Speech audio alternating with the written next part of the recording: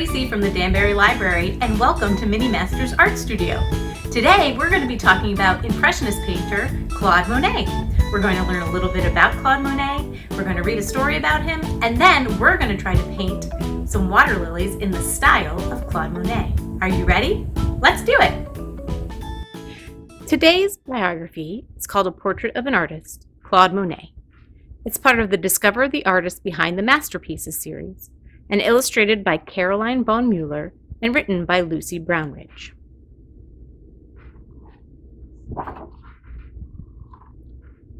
Claude Monet was born on November 14, 1840.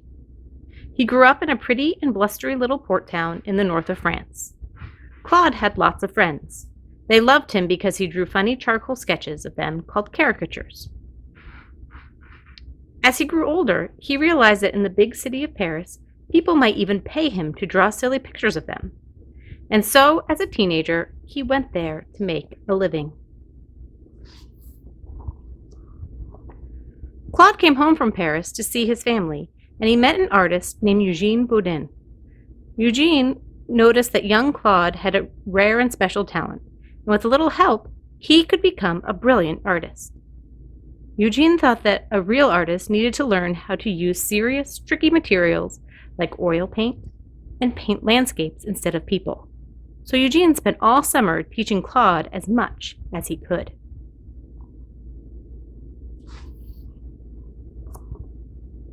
After trying oil painting, Claude wanted to go to art school in Paris and train properly. As soon as he arrived at the school, he made best friends with another student named Camille Pissarro. Claude and Camille were desperate to paint the changing seasons in all the colors of the setting sun. They were disappointed to find that at school they learned how to paint detailed still lifes in historic battle scenes.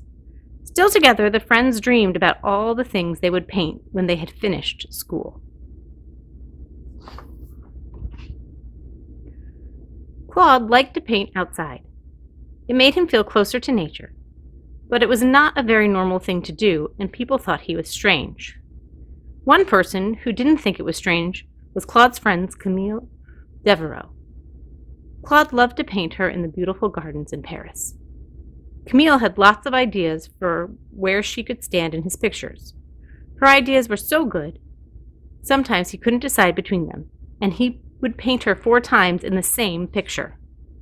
They inspired each other, and the unusual young pair fell deeply in love.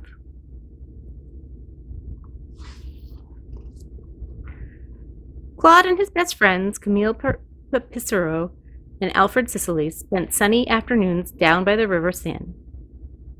But they didn't go there to swim like everybody else. Instead, the friends tried over and over again to paint the bright sun as it danced on the water. The shimmering water was always moving as the bathers splashed and made shadows on the surface. This made the water a very tricky thing to put into paint. It was like a hard puzzle. Claude was thrilled when he made a brushstroke look just like the glint of sun.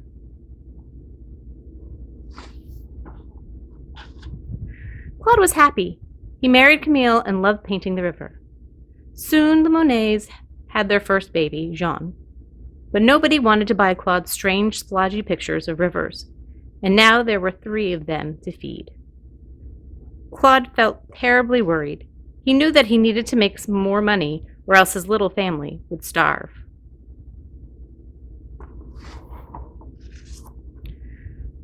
Just as Claude was deciding what he should do, war hit Paris, and it was no longer safe to stay there with his little family. They packed their bags and moved to London, along with lots of their friends. Claude was excited because he had a new river to paint. It was the River Thames, which flowed right through the middle of London. In London, he visited galleries and was amazed by all that he saw. He saw paintings by Constable filled with wonderful warm light, and others by Turner, which showed the whole sky swirling around in a way Claude had never imagined. He was desperate to do what they had done, but in his own way. So he painted and painted until he made a picture he called Impression, Sunrise. Once the war passed, he put it on display in Paris alongside pictures by his friends. Out of the 400 paintings, Claude stood out the most. People were astonished by the way the whole scene felt like swirling water, and the sun was so orange it looked almost like it was vibrating. From this day on, Claude and his friends became known as the Impressionists, after the name of the painting. Claude had done it. He had invented a brand new way of showing water and light.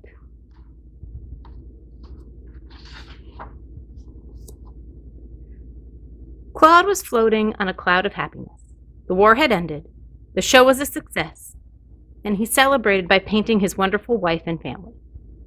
At this time, his paintings looked drenched with liquid light and soft summer breeze. His hazy, light-dappled paintings looked more like captured memories rather than real scenes. Monet was glad he had painted so many pictures of his happy family. Soon, his beloved Camille became sick, just before having their second baby.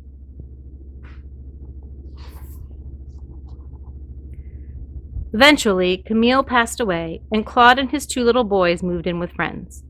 They had a wonderful garden by Claude's beloved river Seine. He spent many hours on the river, painting and deep in thought. Although he missed Camille terribly, Claude treasured the paintings he had made of their life together. With darkness in his heart, Claude kept himself going by trying even harder to paint light.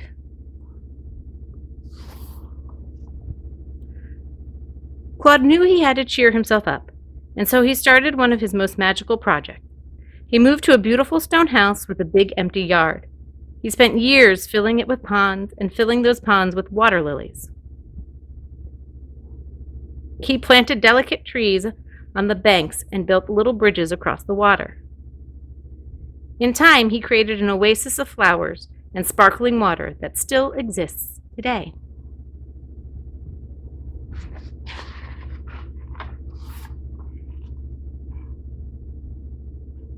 By the time the garden was finished, Claude was growing old, and his two boys had grown up. He used his freedom to travel to London and Paris and paint his favorite things from his time spent living in each place. He painted his favorite church in Paris, some haystacks near his water lily house, and the Houses of Parliament by the River Thames. He lovingly painted each thing again and again, just to make sure he had captured their personalities in every season, in every color of sunshine. Claude had captured all that he had marveled at as a young man back in his dingy art school. His final challenge was to paint the waterscape of his own garden. He painted huge canvases of water lilies that wrapped the whole way around a large room. When he stood in the middle of them, it was as though he were in the middle of sparkling ponds. He truly had become the master of light. Claude Monet died on December 5th, 1926, at the age of 86. His legacy lives on, and he has inspired generations of artists. Today's story about Claude Monet is called Monet Paints a Day by Julie Dannenberg and illustrated by Caitlin Hirmel. Monet Paints a Day is based on letters by Claude Monet to his second wife, Alice. November 1885. Dear Alice, this morning I went under the mantel to paint. I want to make a success of it because it's very beautiful, but very difficult, I think. I, Claude Monet, Impressionist painter, step out of the hotel blanket, ready to paint the day. Winter sunlight pours through the sparkling morning mist, and a gaggle of children wait for me, anxious to carry my half-finished paintings. Like a string of ducklings, they follow me, toting my canvases while I carry my paint box and palette. Monet created at least 83 paintings while on holiday in Italy, France. He frequently wrote to his fiancée, Alice Hoched, about his progress. Carefully, we make our way down the zigzagging cliff path and then trudge across the rocky beach. Most of the painters during Monet's time made sketches outside and then returned to their studios to paint. Monet preferred to paint nature right on the spot, even though it meant lugging all his equipment and supplies to and from the hotel every day.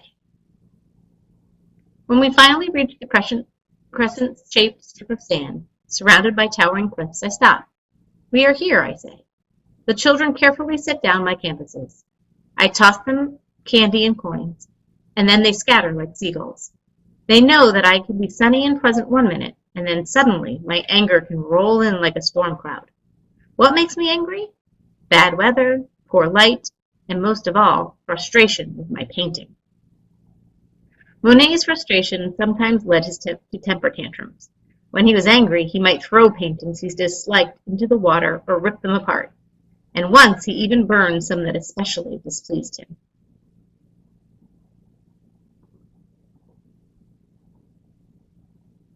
I turn to study the water. Before me stretches the endlessly moving sea. Above me looms the unchanging stone arch called the Monet Paint. Around me swirls the shimmering golden sunlight. Impressionists tried to capture the feeling or impression of a scene rather than an exact copy. To do this, they used lighter, brighter colors and quick brushstrokes. Flipping through my unfinished canvases, I choose one that matches today's glittering morning. I unfold my easel and stool and prepare my palette. The wind spatters sand against my neck and into my paints, but I don't mind. I concentrate on mixing the paint colors to capture the pinks and oranges of the stone arch, the blues and violets of the horizon, and the greens of the rolling waves. Monet often had with him several partially finished paintings of the same scene. As time passed and the light changed, he would move to a different canvas, choosing one that matched the time of day, weather, and light in front of him. Quickly, I ruffle my paintbrush against the canvas as jade waters ruffle against the shore's edge, drag paint across the canvas as retreating waves drag silver sand into the ocean, flutter and dab my brush as the canvas of the sea foam flutters briefly above the surf and disappears. Monet painted at a feverish pace, feeling that he only had about 7 to 15 minutes to work on a painting before the light changed and he had to switch to another one. Monet later told Alice that although he had noticed the waves at his feet, he thought the tide was going out and not coming in.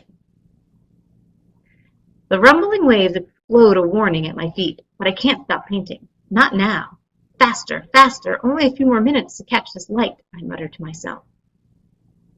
Swoosh! A giant wave towers over me. Swish! It knocks me down. Crash! Water rains down over my head, over my easel, over my painting. The wave drags me into the sea, which swallows me whole.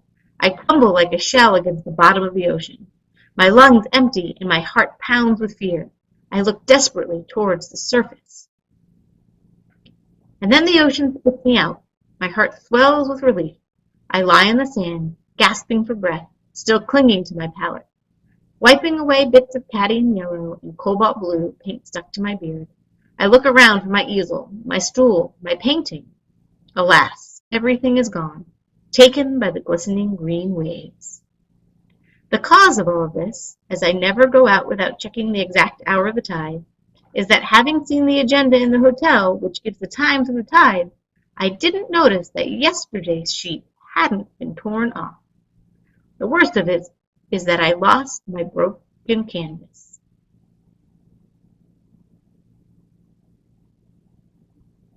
Nature is greatest, power and immortality. I trudge away from the crescent-shaped beach, away from the stone arch, across the rocks, up the zigzagging path, toward the hotel, where dry clothes, a warm fire, and a soothing cup of tea await. As I reach the top of the cliff, I face the sea one more time, knowing that I will be back again tomorrow.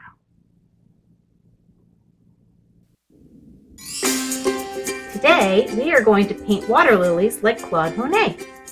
You will need a paintbrush, some green and blue paint, some water, and some oil pastels, or if you don't have oil pastels, some crayons. The first step is to draw our water lilies. The water lilies can be any color you'd like. I think I'm going to start with some purple water lilies. And you can make little flowers anywhere on the page you like.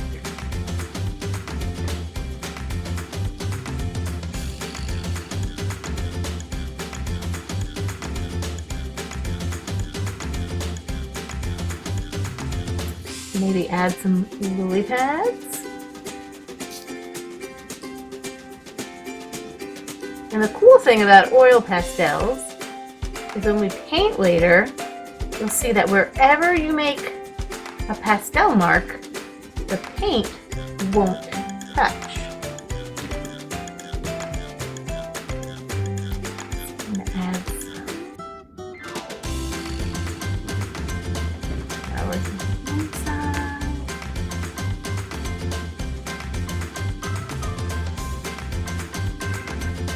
Next, we are going to try to add some light and water, just like Monet, by using different brush strokes. Remember, he used fast brush strokes. So let's see. We're going to add a lot of water to our paint to make it really watery.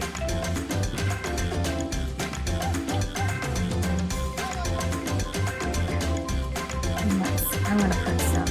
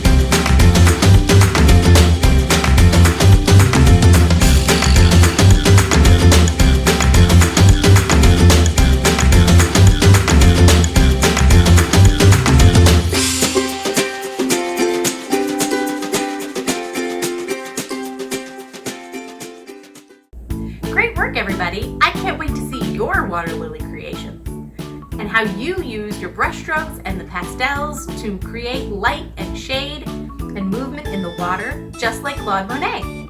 Stay tuned for some of your pictures from last week's project on Zaha Hadid, and don't forget to sign up for our summer reading program using the Beanstack app. I hope to see you next time. Bye!